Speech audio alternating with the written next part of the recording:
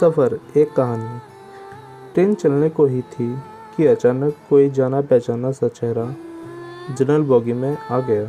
मैं अकेली सफ़र पर थी। सब अजनबी चेहरे थे। स्लीपर का टिकट नहीं मिला तो जनरल डिब्बे में ही बैठना पड़ा। मगर यहाँ ऐसे हालात में उस शख्स ने मिलना ज़िंदगी के लिए संजीवनी के समान था।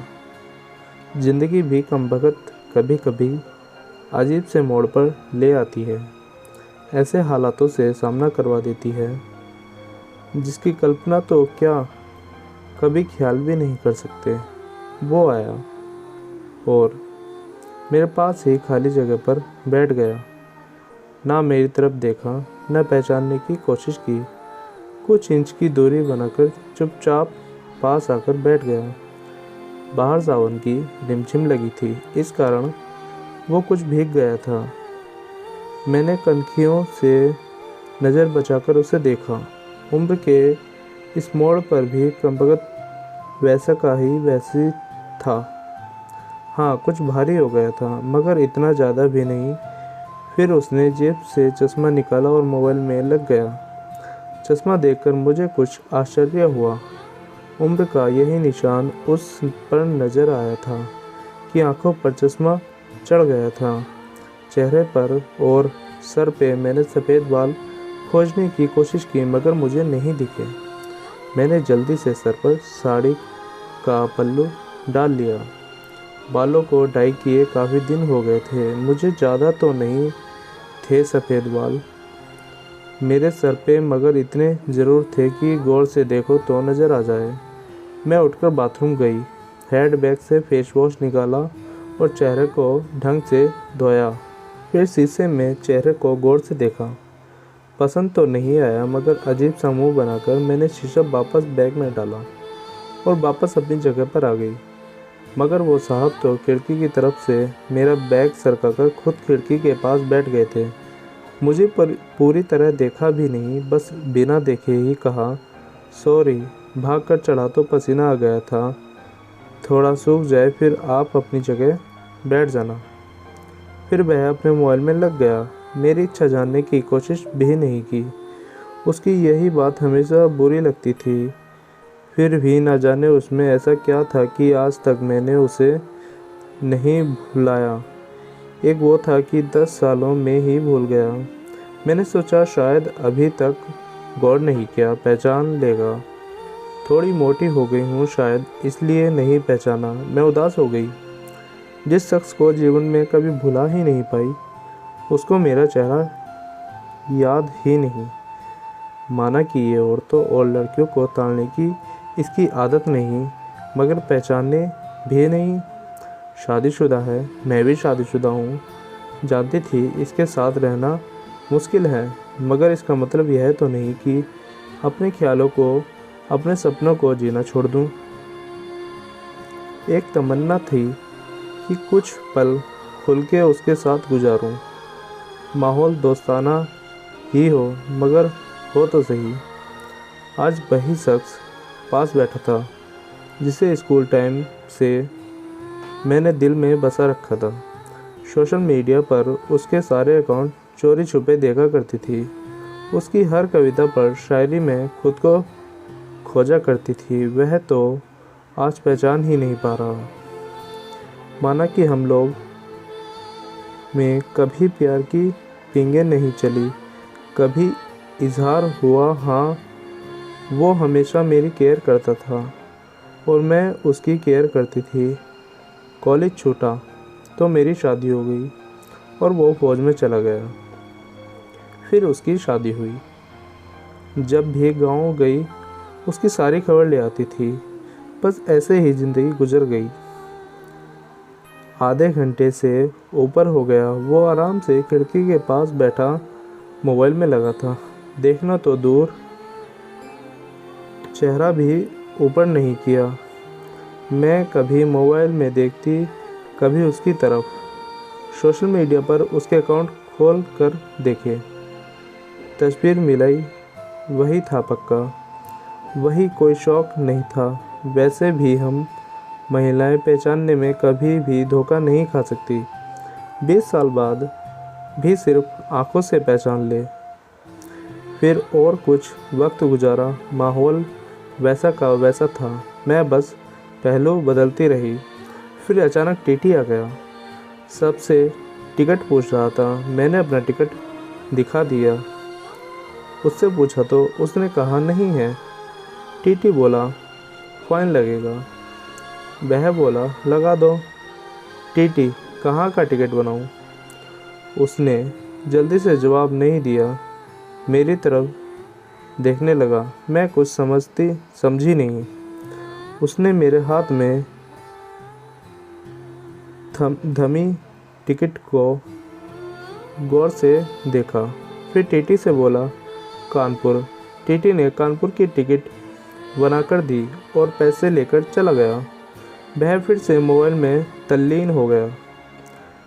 आखिर मुझसे रहा नहीं गया।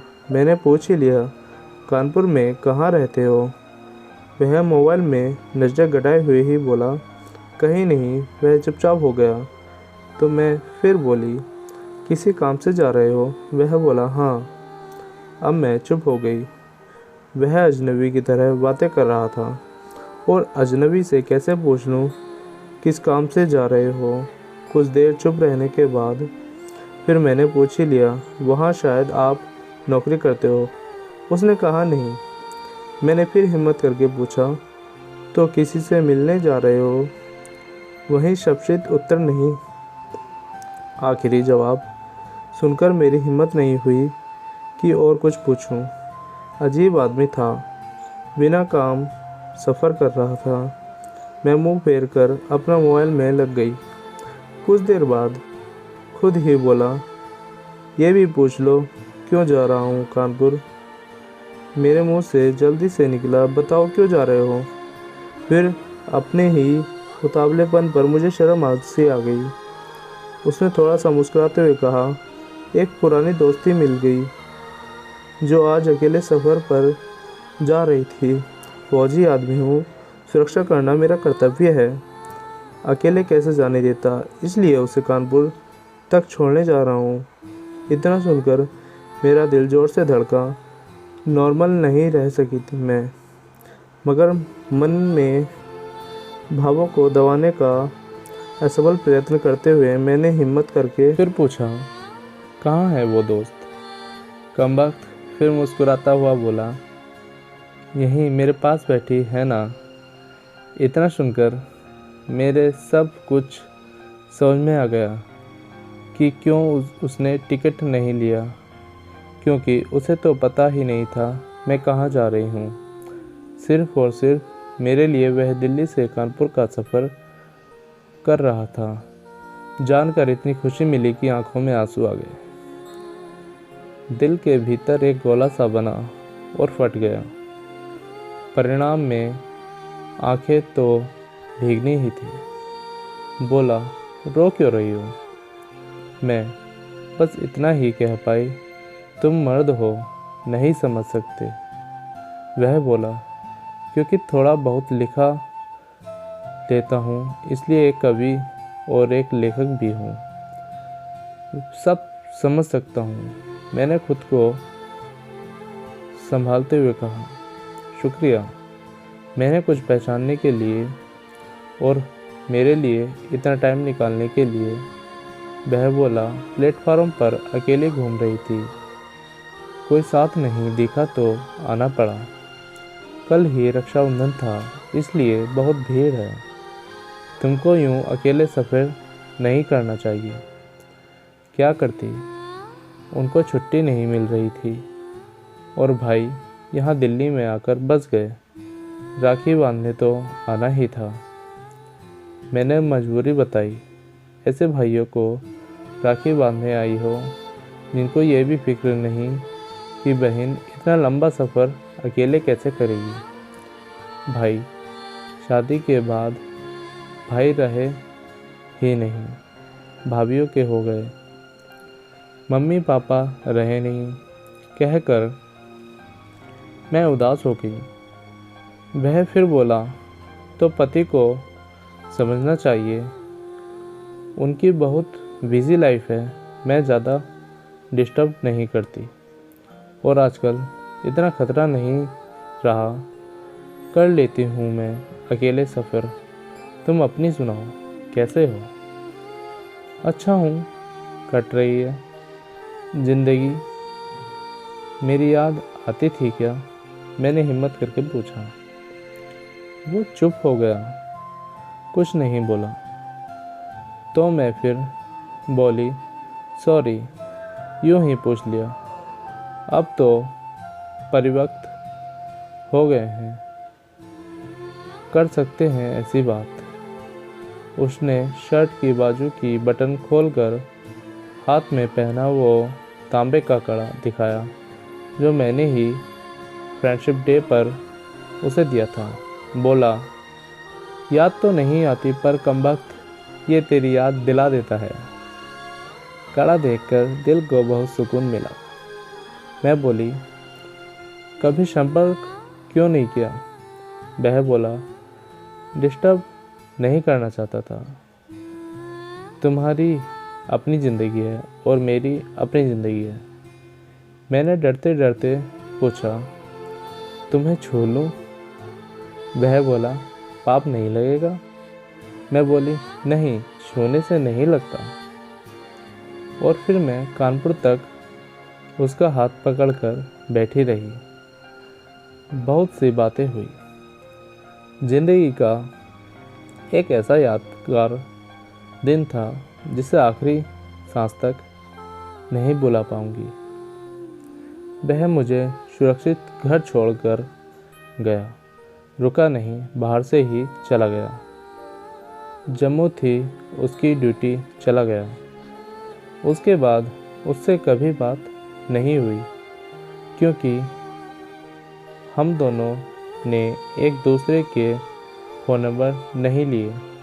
हालांकि हमारे बीच कभी भी नापाक कुछ भी नहीं हुआ। एक पवित्र सा रिश्ता था, मगर रिश्तों की गरिमा बनाए रखना ज़रूरी था। फिर ठीक 1 महीने बाद मैंने अखबार में पढ़ा कि वो देश के लिए शहीद हो गया। क्या गुजरी होगी मुझ पर वर्णन नहीं कर सकती। उसके परिवार पर क्या गुजरी होगी पता नहीं। लोग लाज के डर से मैं उसके अंतिम दर्शन भी नहीं कर सकी। आज उससे मिले 1 साल हो गया है। आज भी रक्षाबंधन का दूसरा दिन है। आज भी सफ़र कर रही हूँ, दिल्ली से कानपुर जा रही हूँ। जानबूझकर जनरल डिब्बे का टिकट लिया है मैंने। अकेली हूँ ना जाने दिल क्यों आस पाले बैठा है कि आज फिर आएगा और पसीना सुखाने के लिए उसकी खिड़की के पास बैठेगा। एक सफ़र वो था जिसमें कोई हमसफ़र था।